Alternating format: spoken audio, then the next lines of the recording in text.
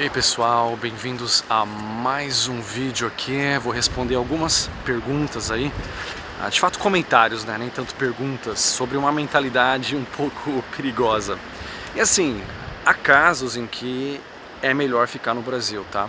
E eu vou fazer um vídeo sobre isso, né? Quando sair do Brasil não é a melhor opção.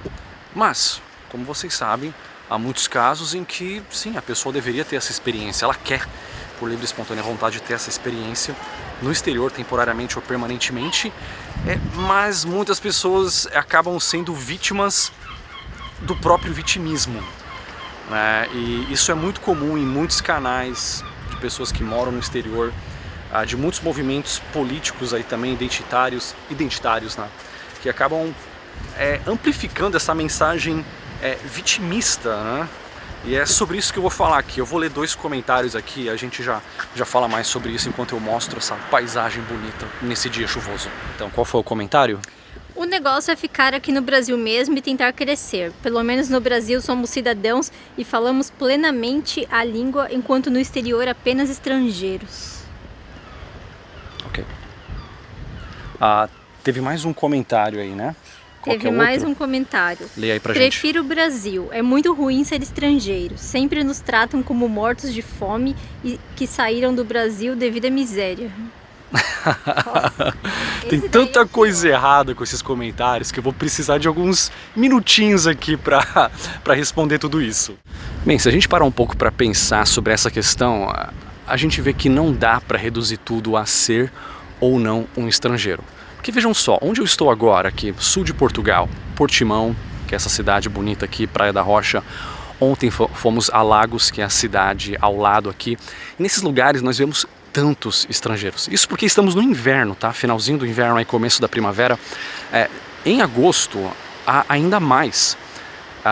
Claro, há também portugueses que moram na Suíça e que vêm para cá passar as férias, né, no verão. Mas, enfim, o que eu quero dizer aqui é... Nós fomos atendidos em inglês aqui múltiplas vezes, aqui em Portimão, em Lagos também. Nós entramos em negócios que são de estrangeiros, né? De irlandeses, de pessoas do Reino Unido. E esses estrangeiros estão muito bem, obrigado. Né? E você pode até dizer, mas Rafael, aí é diferente, né? Pô, esses caras vêm de um país, ou de países, né, com um poder de compra muito mais alto, né, que Portugal e que o Brasil. Então, nesse caso, não tem problema ser estrangeiro, né? Ok, então quer dizer que o problema não é ser estrangeiro em si, e sim ser um estrangeiro de um país com poder de compra baixo? Será que é isso? E aí eu poderia citar, talvez, o caso de angolanos, de brasileiros que vêm para Portugal e compram casas aqui, que estão muito bem, têm um altíssimo poder aquisitivo, ou mesmo brasileiros nos Estados Unidos que vão lá para gastar milhões e são pessoas de alta renda. Será que eles estão sofrendo por ser estrangeiros? Talvez você diria não, Rafael. Nesse caso também não, porque eles vêm de um país com poder de compra mais baixo, mas eles são a exceção, né? Eles são ricos, né? Então, nesse caso, tudo bem ser estrangeiro. Então, mais uma vez, a gente vê que o problema não é ser estrangeiro em si, né? Nesses dois exemplos. E agora eu cito um terceiro exemplo aqui para piorar mais ainda a coisa, né? Falando sobre discriminação. Pega um brasileiro no Brasil. Opa, é cidadão, não é estrangeiro. Mas se o cara faz algum tipo de trabalho braçal, ou é considerado pobre, ou mora num bairro considerado bairro de pobre, então esse cara vai sofrer muita discriminação. Talvez até mais discriminação, ou melhor, na minha experiência eu digo com certeza mais discriminação do que ele sofreria num trabalho braçal na Austrália ou no Canadá, que são países que têm uma cultura diferente em relação a isso. Então, outro dia que alguém comentou falando que, mas você tem que se submeter no exterior, né? Quando eu disse que eu trabalhei, né, de faxineiro no Canadá e de jardineiro na Austrália. A pessoa falou, não, mas eu sou funcionário público, eu ganho bem, comprei uma casa e tal, e no exterior você tem que se submeter a esses subempregos e trabalho de peão, tá? Como eles dizem. Mas aí a minha resposta é a seguinte... Cara, no Brasil você sofre mais discriminação quando você faz esse tipo de trabalho. Não só discriminação das pessoas que vão te olhar como um pobre coitado, mas a questão financeira mesmo. O salário é péssimo. Não só para esses trabalhos, mas também para trabalhos mais qualificados que requerem graduação. Então, aí você é que me diz, né? Você prefere estar no Brasil e ter esse salário baixíssimo, sofrer discriminação de outros brasileiros por ser um pé rapado, um coitado ao ver deles, ou você está lá na Austrália como estrangeiro ganhando bem, certo? E claro, tem que colocar um parênteses aqui, tá? Eu digo Austrália de alguns anos, tá? Porque a Austrália é recente, como vocês sabem, eu já falei, deu uma guinada aí pro lado o lado ruim, né? Pro lado obscuro da força, acho que é esse o termo, né? E o Canadá também. Mas para quem depende de salário, ainda assim, apesar dos problemas, lá você ainda ganha mais, ainda tem isso. Tá? Então você tem aqui 3 exemplos, né, onde você é estrangeiro de um país rico, estrangeiro de um país pobre, e para você tá tudo bem, não tem problema nenhum ser estrangeiro. E o terceiro exemplo, você é um cidadão no seu país de origem e você sofre muito mais discriminação. Então é você que me diz aí se realmente o problema em si é ser estrangeiro.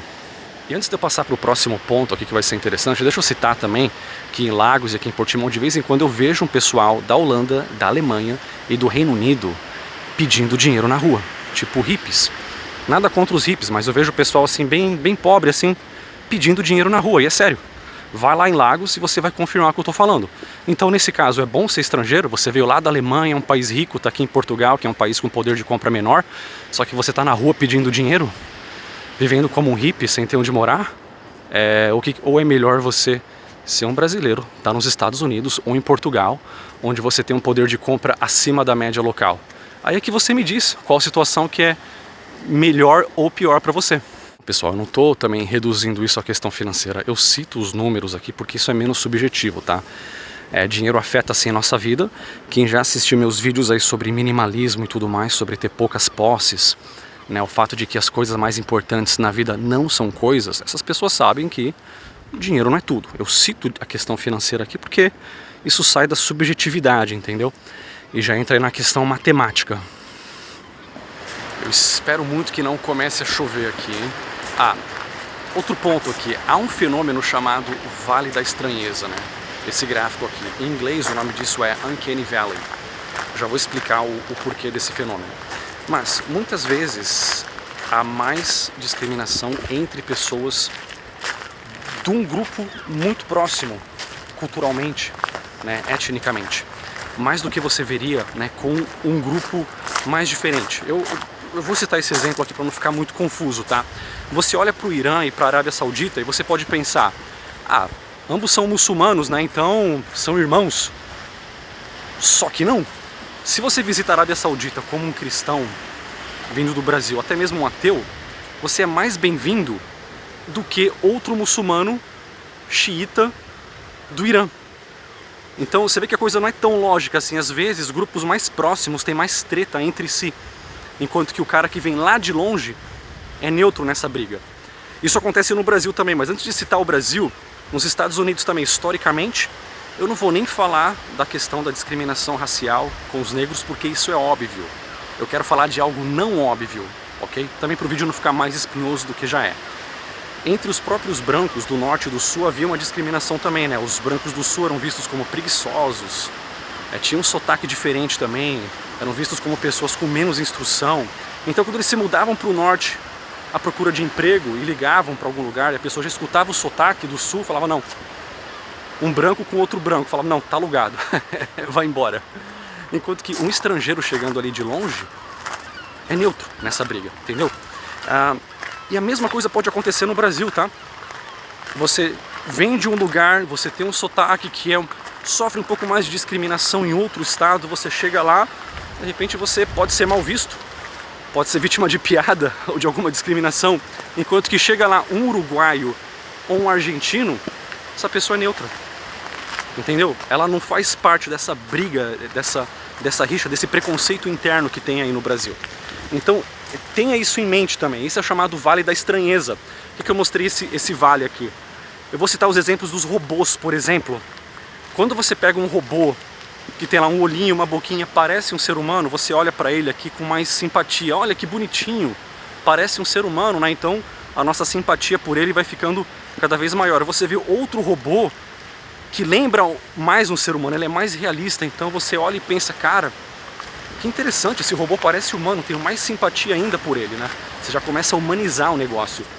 Mas quando você chega num ponto, né, tipo essa boneca aqui japonesa, é um robô humanoide parece muito mais um ser humano do que esse outro robozinho bonitinho aqui. Só que isso dá medo.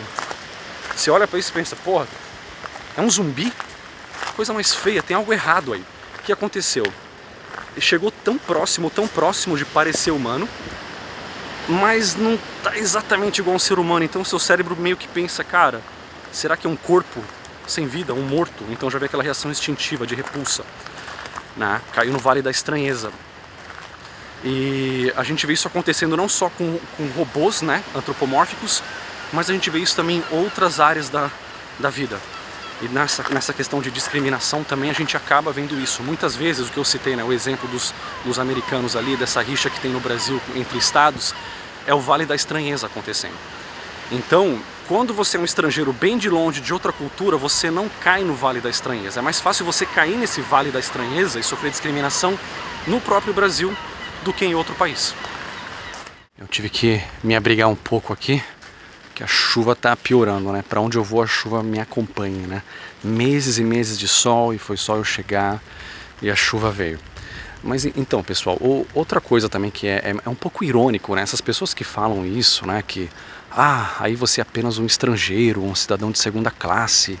Essas pessoas, elas ironicamente querem defender o Brasil, mas elas tentam defender o Brasil indiretamente atacando o Brasil, né? Meio que subestimando as vantagens do passaporte brasileiro e de ser um brasileiro, e meio que dizendo, não, o Brasil é um país tão ruim, mas tão ruim, que você vai ser considerado inferior lá fora. Ou seja, quem é que está sendo vira-lata aqui de fato? Agora, antes que a chuva piore, só que essa rua aqui é um pouco barulhenta para gravar, hein? Mas vamos lá. E outra coisa também que é subestimado aí é a questão da mobilidade social, entendeu? E eu poderia citar aqui a minha realidade, o quanto que ela mudou, que eu sempre falo aqui para deixar claro para as pessoas, né? Sempre tem gente chegando aqui falando que eu sou filhinho de papai, não adianta, mas, né, eu falei que eu trabalhei como faxineiro no Canadá, depois jardineiro na Austrália, tive vários trabalhos aí considerados aí trabalhos de peão, né, entre aspas, e depois disso é que eu consegui, né, estudar e chegar num trabalho um pouco mais qualificado na Austrália, né, como redator técnico, ou seja, teve essa mobilidade social, né? Você não pode olhar aí para tipo Rafael, faxineiro no Canadá e falar pronto, essa é a realidade do imigrante. Cara, eu tive isso, isso aí a gente não pode subestimar, tá? Porque esse é um trabalho bom para quem está começando, para quem não tem inglês ainda, para quem está recomeçando também. Então esses trabalhos estão aí para isso, tá? Você não precisa de uma grande qualificação para começar. Só que você quer algo melhor, mais bem pago, mais qualificado, como era o meu caso, beleza, tem todo o direito, né? E dá para você conseguir. Essa mobilidade social é mais fácil em países onde há mais liberdade econômica. E eu entendo que Canadá e Austrália deram passos para trás, né? Mas ainda assim, eles, na questão econômica, convenhamos, ainda são países com um poder de compra muitíssimo maior que o do Brasil. Espero que eles voltem atrás em algumas decisões, né, em relação à liberdade, mas eu me refiro a esses países mais quando eu morei lá, né, que já foi o que foi numa época muito melhor do que hoje. A questão também de imigrar não é tudo ou nada, você não tem que assinar um contrato de vida com o país, entendeu? Se você é pobre no Brasil, como eu era, a mobilidade social aí infelizmente é horrível, para dizer o mínimo, é muito difícil sair da pobreza no Brasil. Tudo bem, você pode migrar para outro país, ficar lá temporariamente, alguns anos, juntar seu dinheiro, de repente voltar para o Brasil e realizar seu sonho de abrir um negócio, enfim, muitas pessoas fazem isso. Entende? Se eu resolvesse morar no Brasil hoje, estou em condições melhores, eu digo humildemente, né? Então dá aí para morar num Brasil melhor, né? Bem diferente daquele onde eu morava quando eu era garçom do Habib's, né? Então, as pessoas também não podem subestimar o Brasil em si. O Brasil tem esses defeitos que eu sempre menciono aqui, mas pessoal, o passaporte brasileiro é subestimado. Peraí que eu estou indo para o lugar errado aqui. Pamela que está me guiando aqui. Então, nessa vida de nômade digital, né, o passaporte brasileiro é muito bom. Há tantos países, né, a gente fica nessa bolha pensando que o mundo se resume a Estados Unidos, Canadá, Japão, né, que é para onde o brasileiro quer ir, e a gente esquece o quanto que o brasileiro é bem aceito em outros países, né? O problema é que todo mundo quer ir para os Estados Unidos, né? Isso e essa dificuldade que os Estados Unidos impõem não é só com o brasileiro, isso é com o mundo inteiro, entendeu? E agora em outros países a gente chega, né, a gente fala que é brasileiro, o povo adora, querem fazer perguntas, as pessoas gostam, né, isso é muito bom também. Mas o fato também é que nem todo brasileiro sai do Brasil pra começar como eu comecei ali, né, trabalhando de faxineiro no Canadá e depois jardineiro na Austrália. Tem gente que já sai numa condição melhor. Tipo, se eu estivesse no Brasil até hoje, nas minhas condições, eu fosse morar em outro país hoje, agora, nas minhas condições, na minha idade, seria diferente. Eu não precisaria chegar e fazer como eu fiz no Canadá, né? Vou arrumar um trabalho, sei lá, o que aparecer, faxineiro. Eu poderia chegar com outras condições, né? Chegar em outras condições bem melhores. Há pessoas que vêm pra cá pra comprar casa ou pra ter um negócio, que seja um pequeno negócio, né, a tão sonhada renda online aí, sobre a qual eu falo em tantos vídeos. Então tem que parar um pouco com essa perspectiva generalizada que ser imigrante é sofrer e ser um cidadão de segunda classe. Isso aí é uma mentalidade de vítima, né, para dizer o mínimo. Então aqui duas coisas, né, valorize o Brasil e as vantagens da cidadania brasileira e pare de endeusar cidadãos de países desenvolvidos. Essa primeira questão pode até soar contraditório, né? Porque eu sempre falo aqui dos problemas do Brasil, acabei de falar, e as pessoas pensam que, cara, ou é uma coisa ou outra. Ou você ama 100% ou você odeia 100%, né? E as pessoas estão muito polarizadas, não só na questão política, mas em muitas outras questões também, né? E você tem que ter essa capacidade de fazer distinções. Você tem que aproveitar o que o Brasil tem de bom. O que o Brasil não tem, você pode conseguir em outro país. Esse outro país tem outra coisa que é pior que o Brasil, tudo bem. Você vai e aproveita isso aí no Brasil. Você pode ter duas pátrias ou mais. Você pode ter múltiplas cidadanias. Ou mesmo sem uma cidadania, você pode ser uma pessoa mais internacionalizada que vai aproveitar o que o mundo tem de melhor, incluindo o Brasil. E o que eu quero dizer, né, com não endeusar pessoas de países desenvolvidos? Porque essas pessoas têm um poder de compra maior, uma qualidade de vida maior em termos gerais. Tem que ver que nessa questão estatística tudo é uma generalização.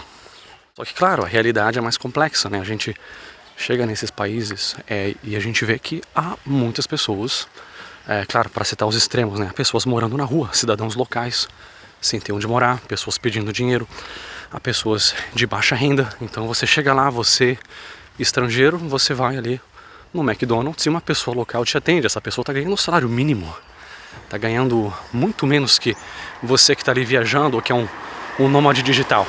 Ou em muitos casos, quando eu trabalhava de faxineiro no Canadá, eu ia lá no Starbucks tomar um café e o canadense que estava lá no Starbucks estava ganhando por hora menos que eu. Sem contar que o cara estava com um chefe ali no pé dele, né? Um monte de cliente chato ali constantemente, né?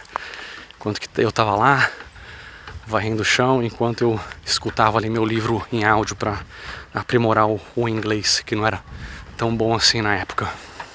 Enfim, pessoal, é isso aí. Muitas vezes ser um estrangeiro é sim uma vantagem, né? É só deixar de lado aí essa mentalidade de vítima, né, que muitos youtubers aqui acabam disseminando, né, colocando medo nas pessoas. Tem que ser realista, claro, fazer bons planos, mas ao mesmo tempo deixar de lado essa mentalidade de vítima. E bem, por enquanto é isso. Vou deixá-los aqui com 2 vídeos relacionados que o YouTube vai sugerir para você. Eu tô numa ladeira agora e tô ficando sem fôlego. Até o próximo vídeo.